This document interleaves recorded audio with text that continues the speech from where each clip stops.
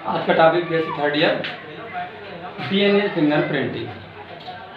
DNA finger printing इसको discover किया था अलेक्जेंडर ने 1984 में डिस्कवर किया था और इंडिया के अंदर बीके कश्यप एंड लालजी सिंह ने इसको स्टार्ट किया। डीएनए फिंगर प्रिंटिंग क्या है? ये एक ऐसी टेक्निक है जिसमें पर्सन को, कोई भी पर्सन है, पर्सन को उसके डीएनए में क्या स्पेसिफिसिटी है, क्या चीज़ें हैं, तो उसके डीएनए की स्पेसिफिसिटी के बेस पर आइडेंटिफाई किया जाता है, बेस पर आइडेंटिफाई किया जाता है।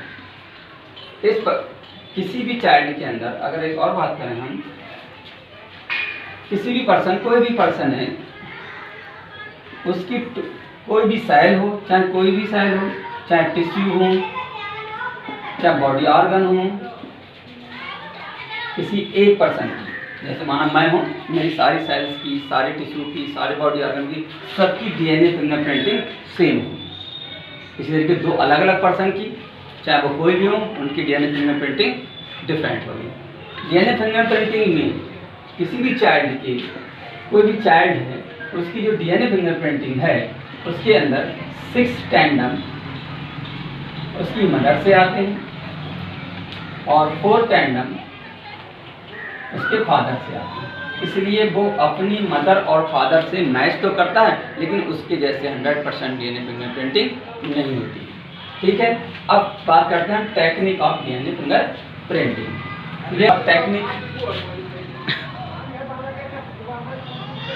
टेक्निक ऑफ डीएनए फिंगरप्रिंटिंग, तो सबसे पहले इसको हम फॉलोइंग हेडिंग में स्टडी करते हैं। सबसे पहली हेडिंग है एक्सट्रैक्शन। क्या है? एक्सट्रैक्शन। एक्सट्रैक्शन में हम क्या करते हैं कि किसी भी सेल, कोई भी सेल है, या स्मॉल अमाउंट लेते हैं, किसी भी सेल का स्मॉल अमाउंट लेते हैं या किसी भी, ठीक है, उसको क्या करना, टेस्ट ट्यूब में डालना, टेस्ट ट्यूब में डाल देते हैं और टेस्ट ट्यूब में डालने के बाद इसका क्या करना, सेंट्रीफ्यूगेशन करते हैं। क्या करते हैं? सेंट्रीफ्यूगेशन करते हैं। क्या करेंगे? सेंट्रीफ्यूगेशन करेंगे, जिससे वो सेल जो थी वो सेल टूट जाएगी और टूटने के बाद उसकी जो डीएनए थे वो सेपरेट हो जाते हैं और इन डीएनए को हम क्या करेंगे, सेपरेट करेंगे। ठीक है, और दूसरी हेडिंग है इसकी एम्प्लीफिकेशन। क्या है? एम्प्लीफिकेशन। एम्प्लीफिकेशन में क्या करते हैं कि अगर डीएनए हमें प्राप्त हुए, अगर डीएनए लिमिटेड है, कम है, तो इसको क्या करना है, पीसीआर पॉलीमरेज चेन रिएक्शन द्वारा इसकी बहुत सारी हम कॉपी बना लेते हैं। क्या करेंगे? बहुत सारी इसकी हम कॉपी बना लेते हैं, बहुत सारी कॉपी बना लेते हैं। इस प्रोसेस को हम क्या करेंगे, एम्प्लीफिकेशन कहते हैं। क्या कहते हैं? एक्सट्रैक्शन कैसे करेंगे? कोई भी सेल है, उस सेल को टेस्ट ट्यूब में लेंगे, टेस्ट ट्यूब के बाद उसका सेंट्रीफ्यूगेशन कर देते हैं, जिससे वो टूट जाती है और डीएनए सेपरेट हो जाते हैं, उसे एक्सट्रैक्शन कहते हैं। दूसरी हेडिंग है एम्प्लीफिकेशन। इसमें क्या करते हैं, अगर डीएनए हमारे पास लिमिटेड है या लिमिटेड मात्रा में है, तो उसे पीसीआर की हेल्प से स्मॉल फ्रेगमेंट में तोड़ लेते, उसकी बहुत सारी कॉपी बना लेते हैं, जिससे क्या, इससे क्या करेंगे, एम्प्लीफिकेशन कहते हैं। ठीक है, अगली हेडिंग है digestion and distraction. Distraction and digestion. Distraction digestion में क्या करेंगे कि जो हमारे पास डीएनए थे, जैसे डीएनए की अमाउंट था, उस उन डीएनए को किसकी, आरई की हेल्प से, किसकी हेल्प से, आरई की हेल्प से स्मॉल फ्रेगमेंट में तोड़ देते हैं, यानी कि छोटे छोटे टुकड़ों में इसको तोड़ लेते हैं, स्मॉल फ्रेगमेंट में तोड़ लेते हैं। इस प्रोसेस को हम क्या कहेंगे, रिट्रैक्शन एंड डाइजेशन कहते हैं। ठीक है,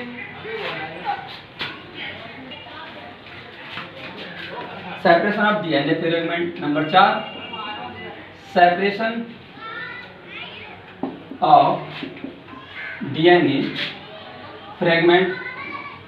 अब क्या करेंगे, जो हमारे पास स्मॉल डीएनए के जो फ्रेगमेंट थे, ये लिखना, हमें डीएनए के स्मॉल फ्रेगमेंट को सेपरेट कर लेते हैं और सेपरेट करने के बाद इसे, इन्हें क्या कर लिया हमने, सेपरेट कर लिया। ठीक है। सेपरेट करने के बाद इनको हम स्टेन कर देते हैं, किसी भी डाई के द्वारा स्टेन कर देंगे। क्या कर देंगे? स्टेन कर देंगे, ठीक है। Staining of by dye, dye के द्वारा स्टेन कर देंगे। अब ये हेडिंग है नंबर 5। हेडिंग हमारी southern blotting. Southern blotting, southern blotting में क्या करेंगे? तो इसके ऊपर हमने डाई कर दी थोड़ा सा, ये डीएनए है वही डाई कर ली। अब साउथर्न ब्लॉटिंग में क्या करेंगे कि इसको, ये डीएनए था इस पर हमने साउथर्न ब्लॉटिंग करी। साउथर्न ब्लॉटिंग में क्या करेंगे? इस डीएनए को नाइट्रोसेल्यूलोज, तो किसके? इस डीएनए को रेडियो एक्टिव आइसोटोप द्वारा, रेडियो एक्टिव आइसोटोप द्वारा इसमें नायलॉन के सॉल्यूशन में ट्रांसफर कर देंगे। सॉरी, नाइट्रोसेल्यूलोज के जो सॉल्यूशन है उसमें से ट्रांसफर कर देंगे, जिससे क्या होगा? इसके ऊपर, डीएनए के ऊपर नाइट्रोसेल्यूलोज की मेम्ब्रेन बन जाएगी। अब जब नाइट्रोसेल्यूलोज की मेम्ब्रेन बन जाती है,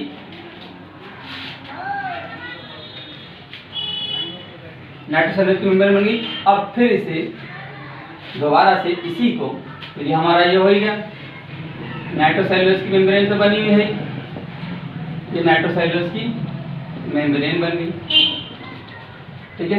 तो नाइट्रोसेल्यूलोज की सॉल्यूशन डाला था, नाइट्रोसेल्यूलोज की मेम्ब्रेन तो है, तो इसी का मान। अब इसको उठाकर रेडियोएक्टिव आइसोटोप की हेल्प से नायलॉन के, किसमें?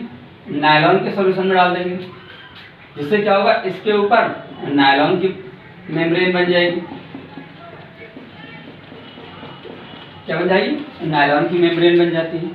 इस पूरी प्रोसेस को साउथर्न ब्लॉटिंग में क्या किया हमने कि जो डीएनए था जिसके ऊपर हमने स्टेनिंग की थी, उस डीएनए को रेडियो एक्टिव आइसोटोप की हेल्प से नाइट्रोसेल्यूलोज की सॉल्यूशन में डाल देते हैं, जिससे डीएनए के ऊपर या डीएनए फ्रेगमेंट के ऊपर नाइट्रोसेल्यूलोज की मेम्ब्रेन बन जाती है। फिर इसी डीएनए को रेडियो एक्टिव आइसोटोप की हेल्प से नायलॉन के सॉल्यूशन में डाल देते हैं, तो उसके ऊपर नायलॉन की मेम्ब्रेन बन जाती है। इस प्रोसेस को साउथर्न ब्लॉटिंग कहते हैं। अगली हेडिंग है auto radiography, number 6। Auto radiography. Auto radiography में क्या करते हैं कि ये जो हमारे पास डीएनए प्राप्त हुआ, इस डीएनए की हम क्या करेंगे? एक्सरे फिल्म बनाएंगे। क्या करेंगे? एक्सरे फिल्म बनाते हैं। तो जब एक्सरे फिल्म बनाएंगे तो जिसके बीच में जो गैप है, यहाँ पर स्पॉट्स बन जाते हैं। क्या बन जाते हैं? स्पॉट्स बन जाते हैं, बहुत सारे स्पॉट्स बन जाते हैं। इन स्पॉट्स को क्या करते हैं? इस प्रोसेस को हम क्या करेंगे? ऑटो रेडियोग्राफी कहेंगे। यानी कि जो हमारे पास डीएनए था जिसके ऊपर नाइट्रोसेल्यूलोज और नायलॉन की मेम्ब्रेन चढ़ी हुई थी, उसकी हम एक्सरे फिल्म बनाएंगे। तो उस एक्सरे फिल्म करने के बाद उस पर क्या स्पॉट दिखाई देते हैं, या काले ब्लैक किसी कलर के भी ब्लैक कलर के स्पॉट बन जाते हैं। इस प्रोसेस को ऑटो रेडियोग्राफी कहते हैं। अब मेन बात क्या आ रही है? DNA fingerprinting. तो ये जो स्पॉट बने थे, अगर हम देखें ये जो स्पॉट बने थे, तो ये हर पर्सन में अलग अलग तरीके के होते हैं। ये स्पॉट जो बने थे, इन्हीं स्पॉट्स को, ये स्पॉट्स बने थे, इन्हीं स्पॉट्स को क्या कहते हैं? डीएनए फिंगरप्रिंटिंग कहते हैं। ये हर पर्सन का अलग अलग होता है। यानी कि स्पॉट्स जो थे, इनका स्ट्रक्चर, ये स्पॉट्स कैसे होंगे, किसी के कैसे होंगे, किसी के कैसे होंगे। तो हर इंसान की ये स्पॉट अलग अलग होते हैं और इन स्पॉट्स को डीएनए फिंगरप्रिंटिंग कहते हैं। ठीक है। अब इससे बेनिफिट क्या है? डीएनए फिंगरप्रिंटिंग की हेल्प से जो क्रिमिनल होते हैं उनको पकड़ा जाता है। डीएनए फिंगरप्रिंटिंग की हेल्प से जो रियल चाइल्ड है उसको आइडेंटिफाई किया जाता है।